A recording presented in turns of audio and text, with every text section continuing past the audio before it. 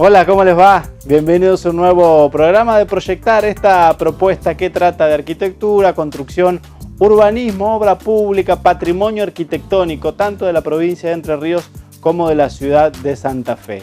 En el programa de hoy vamos a hablar primero de la configuración de los jardines. Vamos a conocer el uso que se está dando en lo que tiene que ver con proyectos para jardines y patios con las chapas perforadas, una opción que abre un abanico de posibilidades en el diseño de distintos elementos que componen justamente estos espacios exteriores. También vamos a hablar en lo que tiene que ver con patrimonio de uno de los edificios, monumentos históricos entrerrianos más lindos que tiene la ciudad de Paraná, en este caso la Biblioteca Popular, que como varios edificios centenarios ya tienen graves problemas en sus estructuras. Bueno, en este caso se va a poner en valor la biblioteca con un proyecto de restauración que ya está en marcha y que los sobres se van a abrir en el próximo mes de diciembre y se van a conocer las empresas que estarán a cargo de esta obra que va a lograr poner en valor un sector muy interesante, muy importante, central y vital del edificio de la Biblioteca Popular de Paraná. También vamos a seguir hablando de lo que tiene que ver con la tecnología LED y la arquitectura, un análisis de los últimos avances en este sentido, algo muy importante que se ha dado en los últimos años en lo que tiene que ver con iluminación. Y también vamos a conocer el uso de drones en el relevamiento parcelario, algo que es clave a la hora de comenzar los proyectos constructivos, conocer cómo están delimitados los terrenos. Hoy en día, con el uso de drones, se puede tener un montón de información de una manera muchísimo más fácil y sencilla y que permite también construir y reconstruir, modelar proyectos en 3D, un montón de opciones que brindan los drones en la arquitectura y en la ingeniería. Todo esto en el Proyectar del día de hoy. Pinturerías del Centro. Distribuidor de pinturas Alba. Nexo Aberturas, la línea más completa en aberturas de acero, aluminio y PVC. Centro de la Construcción en Seco. La construcción en seco por los especialistas. Colegio de Arquitectos de Entre Ríos.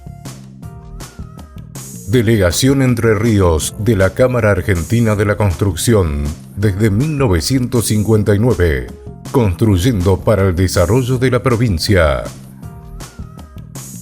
Johnson Amoblamientos, cocinas diferentes. Vitrex, industrialización del vidrio, distribuidor oficial Basa y Blindex, integrante de la red Ecoglass. Banco de Entre Ríos, acá para vos. Y en este primer bloque vamos a hablar de jardines, de arquitectura para jardines y vamos a centrarnos en el uso de las chapas perforadas, una tendencia que se está viendo en varios proyectos que hemos conocido y recorrido aquí en los distintos programas de Proyectar. En esta oportunidad, Carla Ridolfi, la arquitecta, nos va a contar cuáles son la gran cantidad de usos que se le puede dar a este material, un material ya tradicional, pero con el avance de las tecnologías se pueden lograr distintos usos en los elementos que sobre todo podemos ver en jardines. Las chapas perforadas suelen venir en láminas de 2 metros 40 por 1,20, que en eso lo vamos adaptando al sistema o a la funcionalidad que queremos generar. Depende la función y también el patrón de dibujo que se selecciona, lo que nosotros llamamos patrones al diagrama o el dibujo que se va a perforar la chapa, es el espesor que seleccionamos. Por ahí si es una reja necesita mayor espesor para ser más rígida y tener mayor seguridad. Por ahí si son los que es la torre de iluminación, con una lámina delgada cumple ya la función y la perforación. El dibujo de la perforación también lleva a que la lámina sea más rígida o más débil, porque a mayor perforación va a perder un poco de rigidez la lámina. Se puede utilizar como elementos decorativos, sea en un mural en una pared, como un cuadro, por ahí generar el efecto de luz, y también en la noche hace un elemento decorativo al jardín o a una pared determinada. Se puede hacer macetas, torres de iluminación. El tema de poder elegir el dibujo genera diversidad en el diseño. Pueden ser verticales, rectangulares, triangulares, circulares, más altas, más bajas, y el dibujo también lleva a que haya bastante variedad. Puede ser un dibujo abstracto de líneas o círculos, o más vinculado a la naturaleza, que puede ser que representan hojas de palmera o algunas plantas. Se puede dar también en el diseño de lo que son las superficies de una mesa o en las puertas de los muebles, o también como un elemento arquitectónico que puede ser en lo que son aleros o pérgolas, que también ahí por ahí el diagrama de dibujo que tenga es donde permite mayor luz o sombra, y en base a la función que se necesite, por ahí es el dibujo que también se selecciona. También pueden funcionar como paneles verticales de rejas, tanto en puertas o en ventanas. Pueden usarse como barandas en lo que es un balcón o en una terraza, o como divisorio por ahí en los muros en el recorrido de la pileta, como cerco perimetral. Se pueden utilizar como seguridad, bueno, como rejas, y también en los aleros generar por ahí un lleno y un vacío de alguna chapa lisa entera o no vacío y perforada, y eso con el ingreso de luz genera un dibujo también en el piso con el efecto de las sombras. Y también el acabado de estos materiales, las terminaciones o el tipo de pintura que se elija, termina definiendo la configuración de lo que queremos lograr, o de lo que el arquitecto quiere lograr en cada uno de estos proyectos. Le preguntamos eso a la arquitecta Carla Ridolfi, y también a la cuestión de los costos, si podemos comparar este tipo de materiales con otros similares. Por ahí se utiliza mucho el material en bruto, dejarlo que con el tiempo se oxide y genere ese transcurso en el tiempo y esas marcas que va generando en la chapa. Sino también se puede hacer la pintura tradicional, que por ahí es con pincel o rodillo o con el soplete. Y en este caso particular, por ahí nosotros tenemos unas torres de iluminación que se pintaron en horno. Y eso genera por ahí una pintura más resistente y durable en el tiempo, por el mecanismo que tiene de pintado y la calidad del material. Bueno, al pintarlo en horno genera también diferentes colores de pintado, y el patrón también genera que haya un montón de diseños y que lo pueda personalizar cada uno. Puede ser un dibujo que ya venga de internet, descargado y adaptado a la función que uno necesita, o se puede proyectar uno, porque además que se pueden hacer logos de algún salón o de un comercio, algún nombre o un dibujo personalizado y proyectado para cada uno. El costo por ahí es accesible, por lo que hay en el mercado. Va también a depender de la funcionalidad que uno le genere. Se utiliza un pantógrafo para poder hacer el perforado. Hay pantógrafos manuales que por ahí tienen un costo más económico, y hay otros que son a láser. Lo que hace el pantógrafo es leer el dibujo y copiar paralelos sobre la chapa y generar la perforación. Y eso en costo no es algo elevado en lo que es la superficie de la lámina de chapa. Obviamente que depende de lo que se haga del diseño, es la cantidad de material que vas a utilizar, y se puede ir adaptando a las necesidades del cliente. Por ahí en una pérgola, que si es bastante grande, se puede vincular una parte de chapa perforada y otra de lisa, y bueno, generas un dibujo y podés cubrir gran superficie, pero no gastando tanto. Y a la hora del diseño de un jardín, de un patio, un arquitecto tiene distintas opciones. Le preguntamos a Carla Ridolfi cuáles son para ellas los principales ítems a tener en cuenta a la hora de diseñar un jardín. Y primero hay que tener en cuenta la orientación que tiene el jardín, dónde buscar el ingreso de sol, las sombras, la funcionalidad que se le va a dar, los lugares de permanencia, de estar por ahí para reunirse, para permanecer en el lugar, y otros de movimiento. Hay que tener en cuenta mucho lo que es la naturaleza, las plantas, cuáles son para cada determinado sector. Por ahí sí el uso que uno va a estar en el patio genera que está continuamente y puede mantener esas plantas, o por ahí buscar otro tipo de plantas como las suculentas que no generan tanto mantenimiento y riego durante todo el día. Entonces por ahí diagramar según la función y las actividades que se van a generar, algunos sectores de patio seco, otros de verde con plantas, con pérgolas, según las actividades que cada familia en la casa tenga para ese sector. Y en los distintos proyectos de jardines hay ciertos elementos que se repiten y terminan brindando la configuración del lugar. Primero y antes que nada, las piletas o las piscinas en las que uno tiene que tomar una decisión porque es totalmente distinto el uso de un jardín con piscina de uno sin piscina. Pero otras opciones que también se utilizan y son muy elegidas. Jardines secos, la cuestión de los quinchos, si hacer quinchos cerrados o quinchos de verano, más con espacios semiabiertos que se puedan disfrutar sobre todo en estas épocas y en estas estaciones del año. Bueno, en cuanto al concepto de pileta, yo la tengo desde que nací en la casa de mis viejos, entonces se disfruta, por supuesto, el sol, la pileta, los amigos, por ahí cuando sos más chicos sí vienen los amigos, todo. Pero bueno, lleva su mantenimiento y constante que por ahí genera que ya llega el fin de semana y no querés limpiar la pileta y te queda ahí, nadie la usa. Pero sí, pileta sí siempre, sobre todo para esta época del año, es ideal. Por ahí quizás no ser tan grande la pileta, un poco mediana en la medida para poder ayudar al mantenimiento y que se pueda disfrutar también. Ahora se está usando mucho lo que son los jardines secos, pero más que nada por el mantenimiento y el tiempo que lleva. La gente por ahí está trabajando todo el día, no tiene tiempo y no le dedica a eso.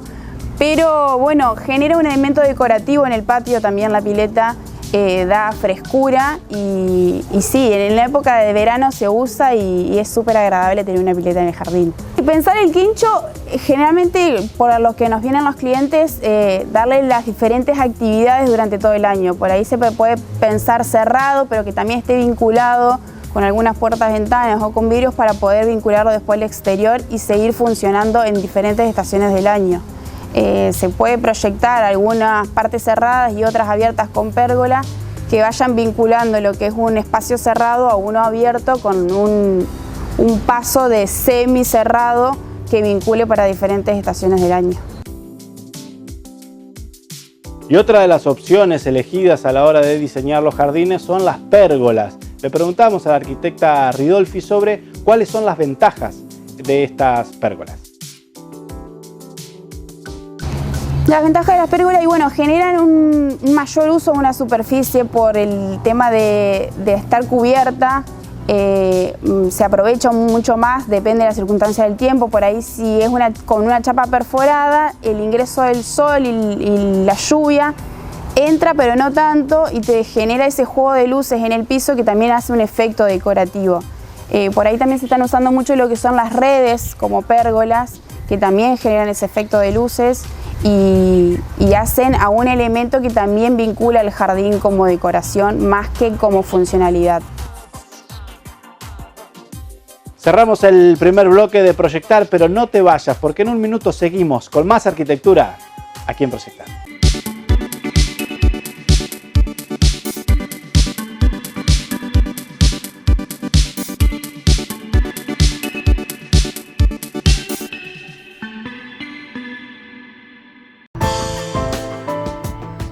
Cocinas Johnson. Diseños que definen tu estilo. Johnson, cocinas diferentes.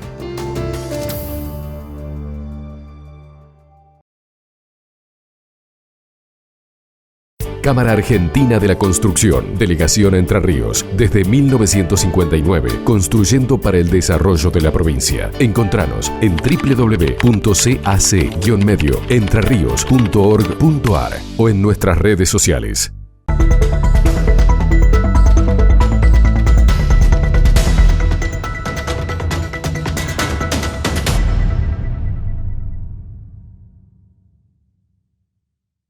Y decíamos en la apertura que está abierta la licitación para la restauración de la Biblioteca Popular de Paraná. Un edificio histórico, monumento histórico nacional de la ciudad, icónico de Paraná, que está en un estado que muchas veces ha sido motivo de preocupación de la ciudadanía. Un edificio con una larga trayectoria, con gran importancia social, que tiene sobre todo en su planta alta una joya que hace mucho tiempo no se puede utilizar, que es la sala de teatro. Un lugar hermoso con un vitró que realmente sorprende y que por problemas de larga data hoy en día está inutilizado. Pero en este proyecto de restauración se va a poner en valor toda esta parte para volver a utilizar esta sala. Hablamos con Iván Brizuela, presidente de la Biblioteca Popular, que nos va a contar la importancia de este edificio inaugurado en 1910 para el centenario de la Revolución de Mayo. Este es un edificio que se empezó a planificar en el año 1905. Comenzó con una colecta popular para juntar los fondos para comprar este terreno sobre calle Buenos Aires. La biblioteca había existido 40 años antes y no había tenido un edificio propio. Había estado en locales alquilados, en lo que es hoy la escuela normal, compartiendo espacio con la primera escuela normal en el edificio histórico. Y bueno, se armó este proyecto de construir el edificio propio, se compró este terreno en la colecta popular y con el compromiso del Gobierno Nacional y de la provincia de Entre Ríos se planificó un edificio que sirviese no solo como biblioteca pública, sino como auditorio.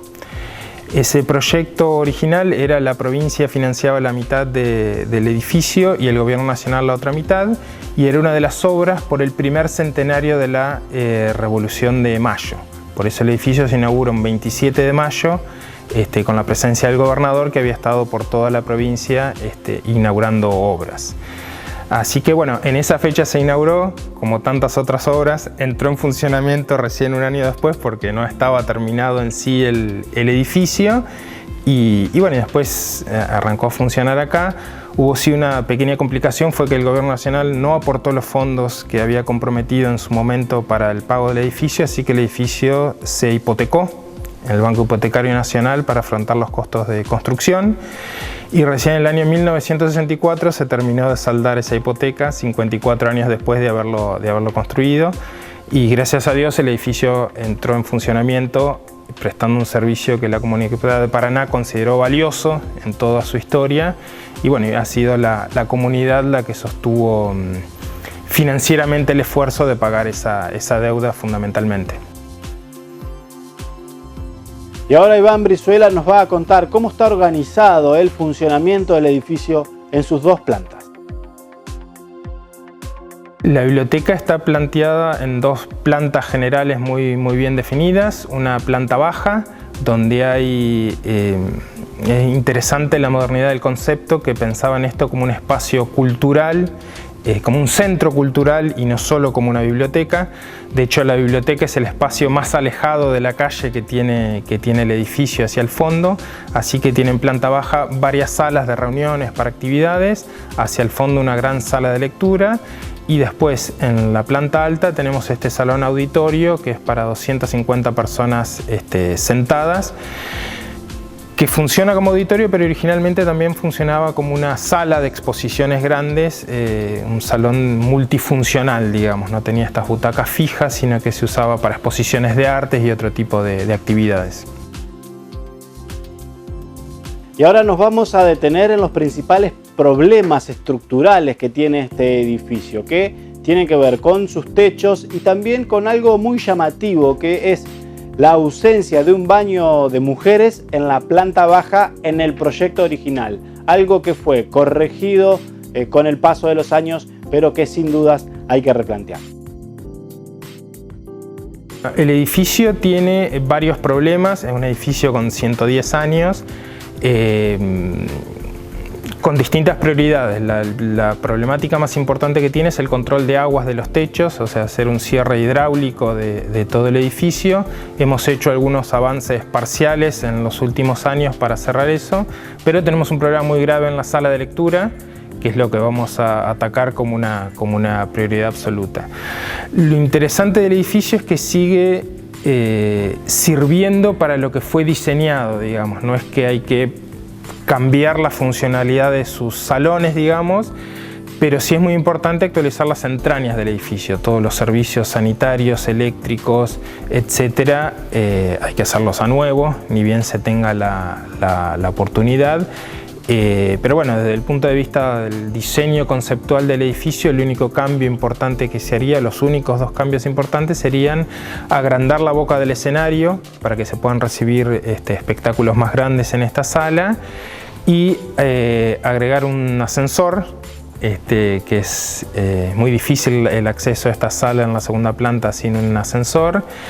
Y lo otro, que es una deuda histórica que tiene la construcción de este edificio, es prever que haya baños de mujeres en la sala de lectura, con lo inteligentes y visionarios que fueron quienes armaron este edificio. La biblioteca no estaba previsto que hubiese un baño de mujeres en planta baja, así que realmente lo que está hoy es algo que con los años se pudo armar, pero bueno, es una reestructuración importante de esa área en planta baja. La planta baja tiene un solo baño, que es un baño de hombres. No sabemos en qué época se agregó un baño de mujeres, es un agregado debajo de una escalera que se tuvo que correr, así que quizás el concepto era distinto. Cuando uno ve las fotos de las actividades que se hacían en la biblioteca, estaba no solo lleno de mujeres, sino lleno de niños en esa época. Hay una conferencia del doctor Antonio Roballos, que da una exposición científica para la época sobre salud mental, 1911, y esta sala está llena de familias. Hay mamás, papás y chicos, o sea que se ve que era una biblioteca que sí tenía una impronta para un público en general, digamos, y de hecho acá en planta alta sí hay baño de mujeres, pero no en la sala de lectura, y es un problema, digamos, no poder asegurarse que la gente esté usando un edificio de manera cómoda todo el tiempo. En esta misma línea, en el proyecto completo del edificio, no es algo que vayamos a hacer ahora, también se incorpora un baño con accesibilidad para personas con discapacidad motriz que puedan ingresar con la silla de ruedas. Y ahora Iván Brizuela nos va a contar en relación al proceso de licitación que está llevando adelante el gobierno nacional para poner en valor este edificio. Un proceso en el que ya hay dos empresas interesadas. Sin duda, cuando se conozca en la apertura de los sobres las distintas ofertas, vamos a tener mucho más detalles de este proyecto. Bueno, esta es una primera etapa del proyecto general. El proyecto se hizo en el año 2010 con financiamiento del CFI. Participaron 14 profesionales de la ciudad de Paraná de distintas disciplinas, y ese proyecto sufrió un montón de mutaciones, controles y revisiones. Una de las más importantes es la Comisión Nacional de Monumento Histórico y también las dependencias del Estado Nacional que tienen responsabilidad sobre la restauración de monumentos históricos y que son quienes están haciendo este llamado a licitación. En esta primera etapa se arrancó pensando que se iba a hacer el proyecto completo. Hace 2 años nomás teníamos ese compromiso del Gobierno Nacional de ejecutar la obra entera, que como cualquier persona que haya refaccionado una casa sabe, es más fácil hacer una obra entera que ir haciéndola por partes. Tiene un montón de costos y complicaciones operativas hacerla por parte, pero bueno, hubo una reducción muy drástica de ese presupuesto, una discusión sobre las prioridades, y nosotros le dimos prioridad absoluta al arreglo de los techos. Así que básicamente se va a trabajar sobre los techos de la sala de lectura, y con todo el dinero que estaba disponible asignado para esta obra que sobre, se va a invertir en el salón auditorio. No sabemos si vamos a llegar a estar en situación de volver a utilizarlo, a ponerlo operativo, pero sí el objetivo es que toda la obra gruesa, que implica romper paredes, que implica ese tipo, se haga ahora, digamos, entonces después uno sí pueda ir completando sin romper lo que ya estaba hecho, digamos. Y le preguntamos a Iván Brizuela, el presidente de la Biblioteca Popular, en relación a la importancia de esta sala de teatro para 250 personas que tiene el edificio en su planta alta. Y también sobre algo que preocupa y mucho a la institución, que es cómo mantener un edificio patrimonial de estas características, de estas dimensiones, con la masa societaria con la que cuenta la biblioteca. La importancia la vemos en que hace 11 años que está cerrado y todos los meses recibimos numerosos pedidos de gente que necesita este salón y que quiere usarlo. Algo que hacía muy bien este salón y que es muy difícil de conseguir en otro lado es ser el complemento del Teatro 3 de Febrero. Esta sala tiene una impronta histórica que no tiene ninguna otra sala. El Centro Provincial de Convenciones, que es hermoso, no genera lo que por ahí genera este salón. Y hay eventos, y yo particularmente destaco las graduaciones de escolares. Era muy usual que en este salón se use para los chicos que terminaban la escuela primaria o la escuela secundaria, en escuelas que no tenían un salón adecuado, que se les otorgase su título acá en esta sala. Y bueno, yo creo que este escenario lograba una impronta, ese momento muy especial que es muy difícil de lograr en otros sentidos.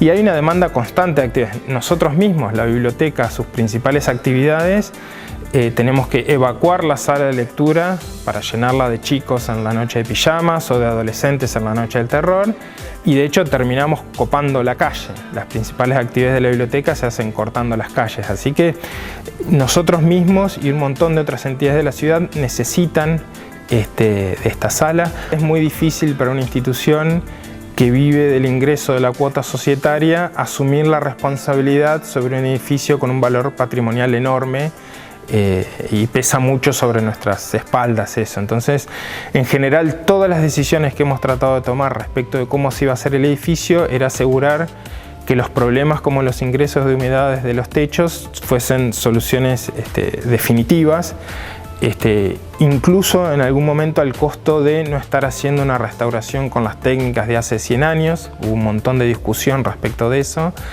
de gente que decía, no, ustedes tienen que hacer ese edificio como se hacía hace 100 años, y nosotros diciendo, no, nosotros tenemos que garantizar que no va a entrar agua en los próximos 100 años. Así que bueno, una prioridad muy importante en todo lo que hacemos es tratar de resolver los problemas de fondo estructurales y asegurarnos que sea fácil mantener o menos costoso mantener el edificio a futuro. Hacemos una pausa muy breve y ya seguimos con más arquitectura aquí en Proyectar.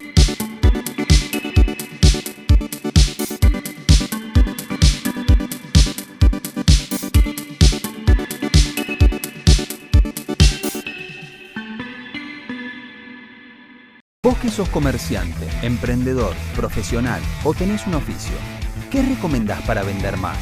QR, ¡claro! No pierdas la oportunidad de hacer crecer tu negocio. Solo tenés que pedir tu QR en bancoentrerrios.com.ar/cobrar con QR. En viviendas, oficinas, locales comerciales, edificios institucionales, espacios públicos, en la ciudad o en el campo, en pequeñas o grandes obras, un arquitecto proyecta y con ello contribuye a mejorar la calidad de vida de las personas.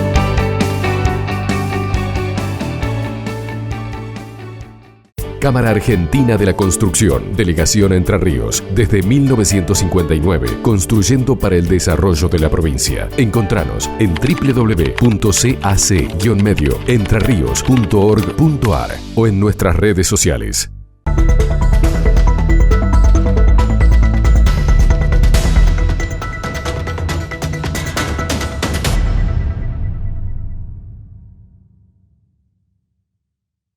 Tercer bloque de Proyectar, y ahora vamos a hablar de los avances de la tecnología LED, algo que se trató mucho en las jornadas sobre luminotecnia que se realizaron en la ciudad de Paraná. La doctora Elisa Colombo, doctora en física, especialista en este tema, nos va a contar sobre la necesidad que los profesionales, arquitectos e ingenieros que diseñan muchas veces los proyectos que incorporan la iluminación LED conozcan científicamente cómo funciona esta tecnología. En este caso que hablamos de la tecnología LED, pero en general en cualquier tecnología, porque la tecnología LED también viene acompañada de nuevos materiales, de nuevas posibilidades informáticas, de nuevos sistemas de control. Lo importante es estudiar, conocer, que en todo lo que se haga haya un conocimiento, que haya ciencia subyacente. O sea, es importante saber que si con eso vamos a iluminar un lugar donde hay gente que tiene 60 años, no es lo mismo que si tenés chicos de 12 o de 13 años, y que nos ayude también en la medida en que conozcamos cómo responde el ser humano y digamos y todo el ecosistema, cómo responde a la luz. Cuidemos la salud, pero para eso tenemos que conocer, qué sé yo, una de las líneas fundamentales hoy es todo lo que es espectrofotometría. O sea, conocer la composición espectral de las luces que se usan, conocer la composición espectral de cómo reflejan los materiales, conocer cómo transmiten, cómo son nuestros sensores. Se sabe ahora que tenemos un quinto fotorreceptor, aparte de los 3 conos que se conocen como rojo, verde y azul, y del bastón, que es uno que trabaja a bajos niveles. Ahora se sabe que hay otro fotorreceptor que no forma imagen, pero que tiene una sensibilidad en una zona que es la de los azules, y también depende de los niveles. Entonces, cuando uno más conozca y sepa cómo es nuestra neurofisiología, cómo son los mecanismos que están involucrados, vamos a ayudar mejor a la salud, no solo a ver mejor y a aprovechar más eficientemente lo que tenemos, sino a que la luz sea lo más saludable posible para nosotros y para todo el medio ambiente.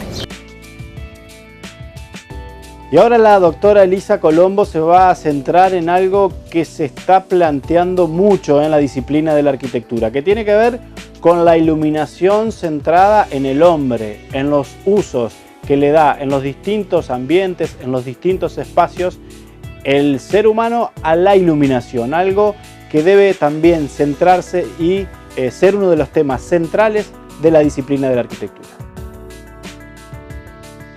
Hoy, digamos, cada vez menos podés hacer simplemente operatoria o agarrar una tabla y decir uso esto. Tenés que entender por qué lo usás. Y por eso es que, bueno, nosotros en Tucumán trabajamos mucho y formamos especialistas que son arquitectos, ingenieros, diseñadores, y los formamos con cosas fundantes. No es que le vamos a enseñar solo cómo hacer un diseño, porque se pueden hacer muchos diseños buenos, pero tienen que saber cuáles son malos. Cuáles son diseños malos porque atentan contra la visión, la salud, la eficiencia, el ciclo circadiano, etc. O la edad de unas personas. Hoy tenemos que pensar en lo que es iluminación centrado en el ser humano, en las necesidades del ser humano. Por ejemplo, una persona con Alzheimer, que es una persona que pierde un poco el sentido de la realidad, es muy importante ayudarla con la iluminación para que sepa que es de noche, que es de día, o sea, que no vean televisión tan tarde, que la iluminación hacia el atardecer no sea tan azul, sino más una luz cálida, donde haya más amarillo, verde y rojo. Y después también una persona que trabaja de noche, también que combinar que no trabaje siempre de noche, sino ayudar a restablecer su reloj interno, o sea, que no se pierda su reloj interno. Hay mucho por hacer y muy centralizado en que atender la necesidad de la o las personas que van a aprovechar ese espacio. Y ahora la doctora Colombo se va a centrar también en algo que tiene que ver con este tema de la tecnología LED, que son las pantallas. Algo de lo que hacemos muchas veces, uso y abuso en los distintos espacios arquitectónicos. Y algo que los profesionales a la hora de diseñar los ambientes también tienen que pensar y repensar. ¿Cómo hacemos uso de las pantallas en nuestras casas? Y bueno, justo ahora estaban dando una charla ahí donde tremendo todo lo que te dicen, porque te dicen que es poquísimo el tiempo que tenés que estar con una pantalla delante. Eso nos afecta a todos, porque yo también pienso en mi vida cotidiana cuántas horas al día estoy frente a una pantalla. Pero bueno, una de las cosas que los teléfonos, por ejemplo, ya te ponen un programita que te van hacia la noche cambiando el color de la pantalla sacándole un poco los azules. Bueno, hay que hacer, digamos, una es saber un poco más, conocer qué es lo que no conviene hacer. Otra, ayudar en lo que es la tecnología que mejore y que responda más a las necesidades de nuestro sistema.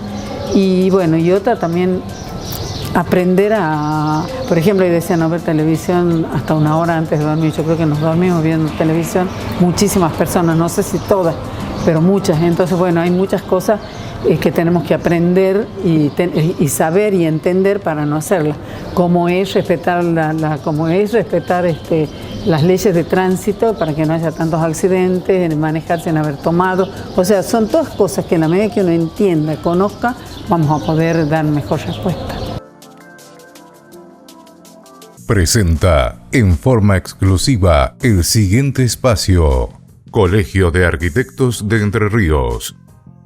Sigue abierto el concurso provincial de anteproyecto del edificio de oficinas, sede del Instituto Autárquico del Seguro de la provincia de Entre Ríos. El concurso es a una vuelta, otorgará un premio de 718.000 pesos que se aplicarán en concepto de pago de honorarios del anteproyecto. El segundo premio es de 350.000 pesos y el tercer premio de 187.000. El cierre de este concurso, organizado por el Colegio de Arquitectos de la provincia de Entre Ríos, está previsto para el 12 de diciembre. Elecciones en la Regional Sureste. El 8 de noviembre se proclamaron las nuevas autoridades de la Junta Regional Sureste para el periodo 2019 y 2021. El nuevo presidente es el arquitecto Germán Thibault, vicepresidente el arquitecto Melchor Alfredo Medrano, el secretario el arquitecto Diego Zabal y tesorero Gustavo Ariel de Stefano. Se realizó en la ciudad de Concordia el Foro de Capacitación Ciudad y Espacios Públicos. Contó con la exposición de los arquitectos Marcelo Corti y Celina Caporrossi, invitados de la Universidad de Arquitectura y Urbanismo de la ciudad de Córdoba. Esta instancia de formación tuvo una gran participación del público con debates en relación a las distintas problemáticas de la ciudad. El 20 de diciembre se van a llevar a cabo las elecciones de autoridades en la sede central del colegio y en todas las regionales y seccionales. Se eligen todos los cargos provinciales de autoridades del Colegio de Arquitectos de la provincia de Entre Ríos. Presentó en forma exclusiva Colegio de Arquitectos de Entre Ríos. Hacemos la última pausa en el proyectar del día de hoy y en breve seguimos con más arquitectura aquí en Canal 9.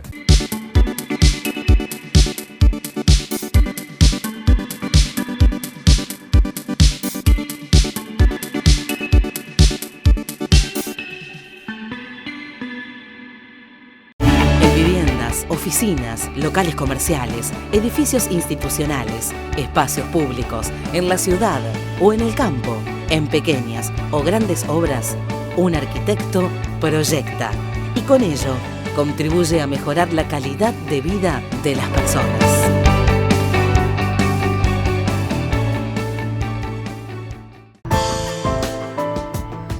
Cocinas Johnson. Diseños que definen tu estilo. Johnson. Cocinas diferentes.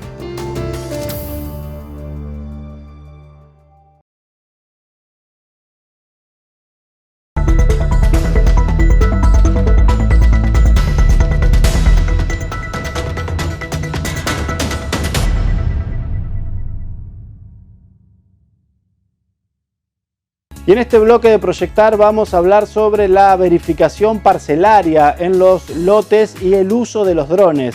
Ricardo Pujato, agrimensor, nos va a contar sobre la importancia de delimitar correctamente los límites de cada lote y de los avances tecnológicos que se han logrado en este sentido. Básicamente es lo que apuntamos nosotros a hacer un poco de escuela, de decirle al constructor y también comentarle un poco a la gente de la importancia de poder verificar los límites de su propiedad. ¿Sí? Por diversos motivos, o sea, cuando transferimos un dominio para saber qué estamos comprando y en qué condiciones, ¿sí? O bien cuando nosotros vamos a hacer una edificación sobre ese terreno, saber exactamente dónde están los límites, cómo son los muros, si un muro es encaballado, si un muro está sobre un lote, sobre el otro, si está fuera de línea. Todo eso se detecta siempre con una verificación de estado parcelario, ¿no?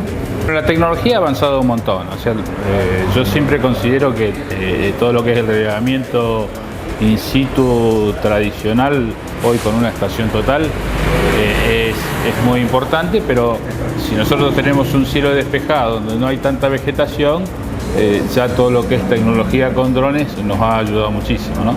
Con vuelos a baja altura hoy estamos teniendo precisiones del orden de los 2 centímetros. Siempre obviamente teniendo los permisos que corresponde, porque el dron hace que en zonas ya consolidadas con muchas construcciones tenga un poco de invasión a la privacidad de la gente. Es un vuelo de 2 centímetros de precisión, estamos hablando de entre 40 y 50 metros de altura. Hace que pueda detectar un cigarrillo sin ningún problema en el piso, ¿no? Y le preguntamos a Ricardo Pujato en relación a los usos que se pueden dar de los drones en términos de urbanismo. ¿Cuáles son las utilidades de esta tecnología que se pueden aplicar en las ciudades? En términos de urbanismo, las potencialidades son muchísimas. Hoy lo más usual para el Estado con un dron es hacer todo lo que es detección de mejoras no declaradas. Ese uso se da en forma permanente. Si nos salimos un poquito más de las ciudades, ya vamos a un uso más agrícola. Ahí tenemos desde detección de enfermedades de las plantas, de hacer, por ejemplo, fumigación seleccionada y selectiva. Hoy fumigamos masivamente un campo, supongamos de 100 hectáreas, con un dron. A lo mejor esas 100 hectáreas la detectamos que la enfermedad de la planta está en una.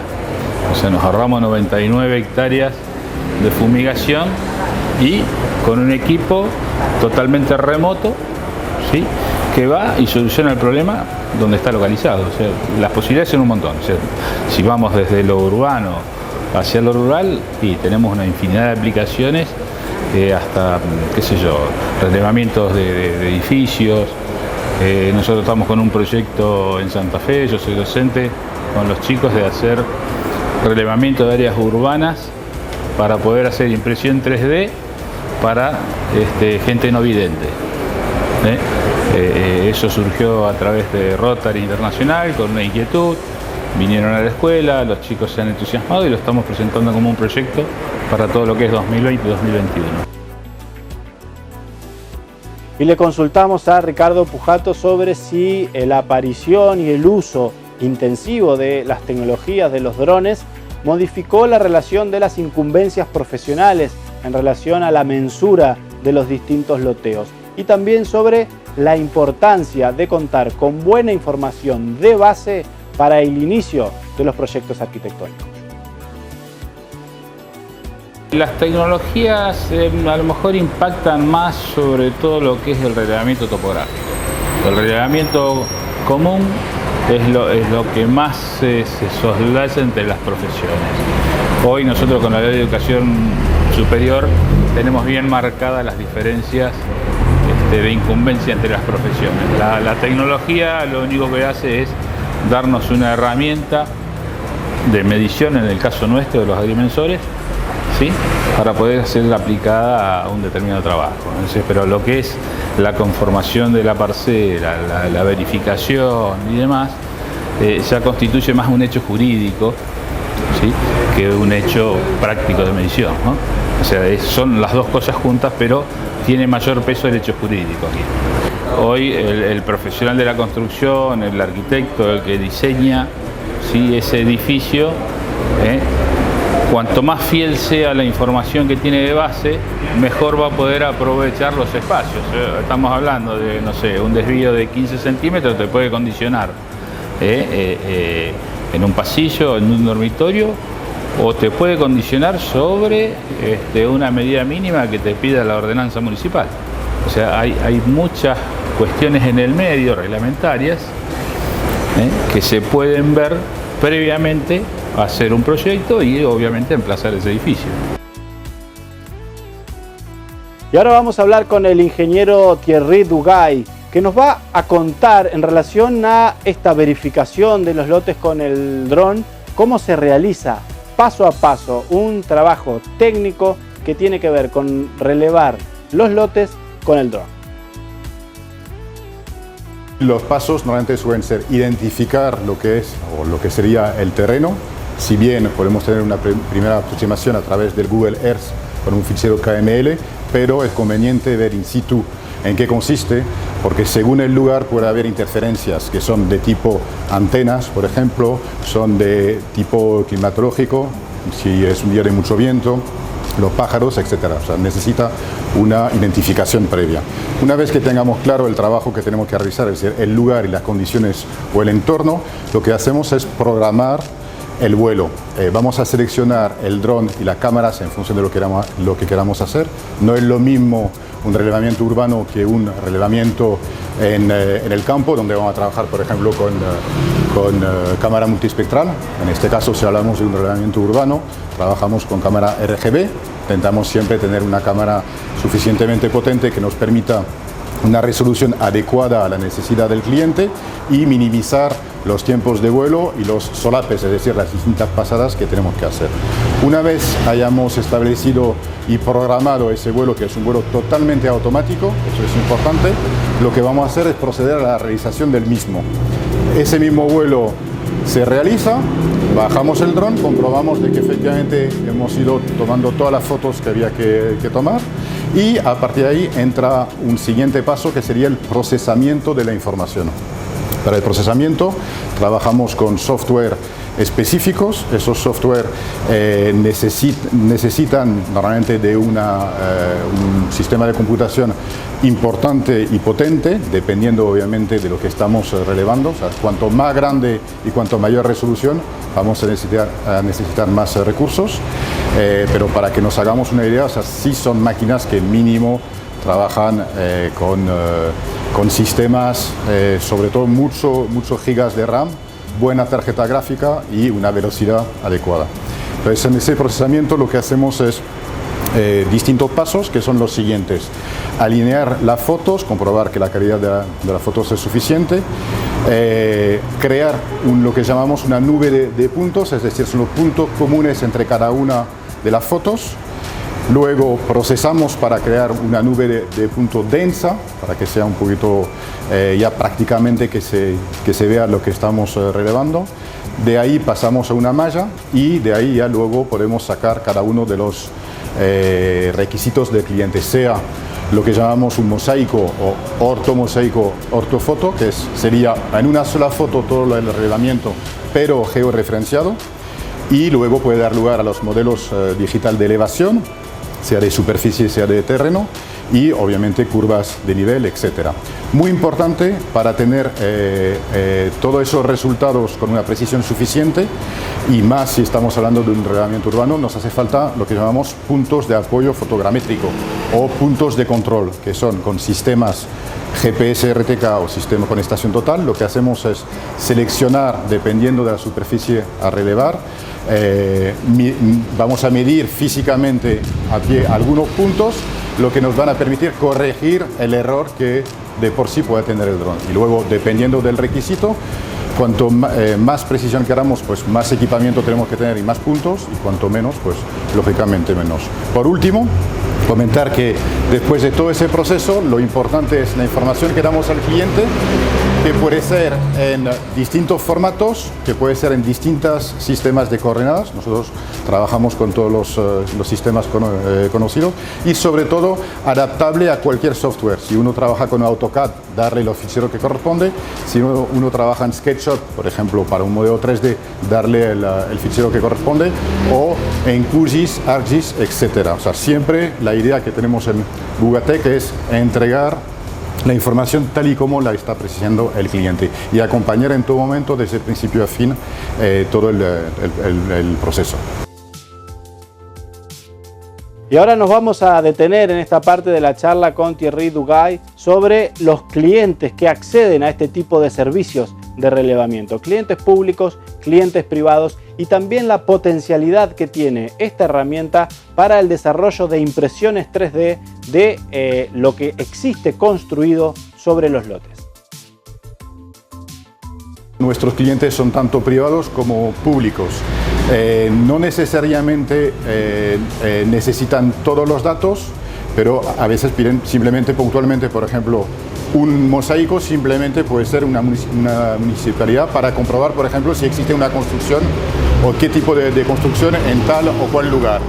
Luego puede haber proyectos más complejos, donde ahí sí se nos pide un anteproyecto para poder concursar, donde tenemos que hacer ahí las curvas de nivel, etcétera, etcétera. Otra rama interesante es poder traducir esa información en 2D y en 3D que estamos entregando directamente a través de una impresora 3D. Podemos recrear el objeto, el relevamiento, el edificio que hemos ido haciendo con el dron.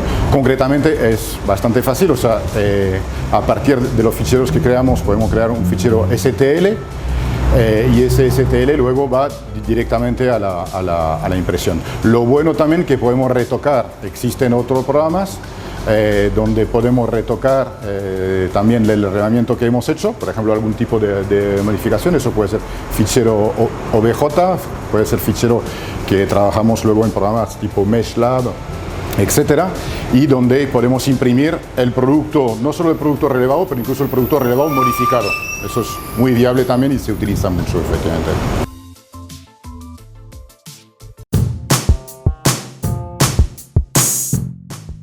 Pinturerías del Centro. Distribuidor de pinturas Alba. Nexo Aberturas, la línea más completa en aberturas de acero, aluminio y PVC. Centro de la construcción en seco. La construcción en seco por los especialistas. Colegio de Arquitectos de Entre Ríos. Delegación Entre Ríos de la Cámara Argentina de la Construcción desde 1959, construyendo para el desarrollo de la provincia. Johnson Amoblamientos, cocinas diferentes. Vitrex, industrialización del vidrio, distribuidor oficial Basa y Blindex, integrante de la red Ecoglass. Banco de Entre Ríos, acá para vos. Y así llegamos al final del programa de hoy. Nos quedamos sin tiempo, pero nos volvemos a encontrar el sábado a las 14:30 aquí en este mismo horario. Recordá que todo el material de Proyectar de estas 4 temporadas los encontrás en nuestras redes sociales y en nuestro canal de YouTube, youtube.com/ProyectarTV. Nosotros nos volvemos a encontrar el sábado que viene en este mismo horario. Chau y que tengan una muy buena semana.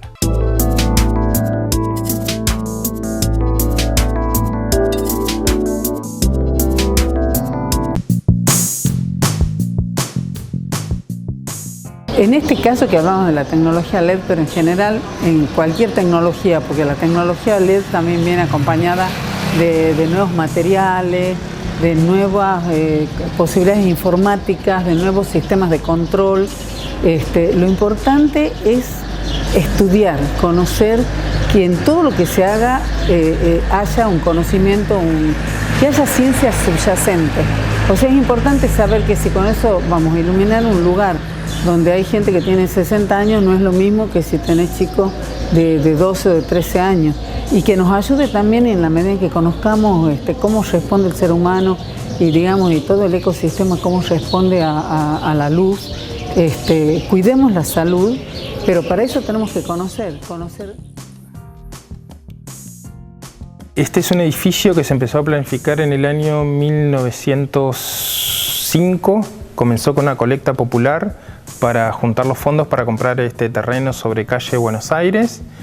La biblioteca había existido 40 años antes y no había tenido un edificio propio. Había estado en locales alquilados, en lo que es hoy la escuela normal, compartiendo espacio con la primera escuela normal en el edificio histórico.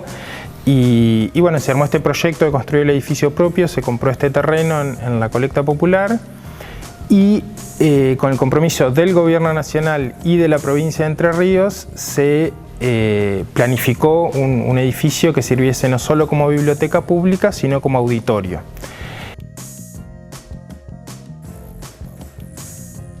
Básicamente es lo que apuntamos nosotros a hacer un poco de escuela, de decirle al constructor y también comentarle un poco a la gente de la importancia de poder verificar los límites de su propiedad. ¿Sí? Por diversos motivos, o sea, cuando transferimos un dominio para saber qué estamos comprando y en qué condiciones, ¿sí? O bien cuando nosotros vamos a hacer una edificación sobre ese terreno, saber exactamente dónde están los límites, cómo son los muros, si un muro es encaballado. A veces piden simplemente puntualmente, por ejemplo, Un mosaico simplemente puede ser una municipalidad para comprobar, por ejemplo, si existe una construcción o qué tipo de construcción en tal o cual lugar. Luego puede haber proyectos más complejos donde ahí sí se nos pide un anteproyecto para poder concursar, donde tenemos que hacer ahí las curvas de nivel, etcétera, etcétera. Las chapas perforadas suelen venir en láminas de 2 metros 40 por 1,20, que en eso lo vamos adaptando al sistema o a la funcionalidad que queremos generar. Depende la función y también el patrón de dibujo que se selecciona. Lo que nosotros llamamos patrón es al diagrama o el dibujo que se va a perforar la chapa, es el espesor que seleccionamos. Por ahí si es una reja necesita mayor espesor para ser más rígida y tener mayor seguridad. Por ahí si son los que es las torres de iluminación, con una lámina delgada cumple ya la función y la perforación. El dibujo de la perforación también lleva a que la lámina sea más rígida o más débil, porque a mayor perforación va a perder un poco de rigidez la lámina. Se puede utilizar como elementos decorativos, sea en un mural en una pared, como un cuadro.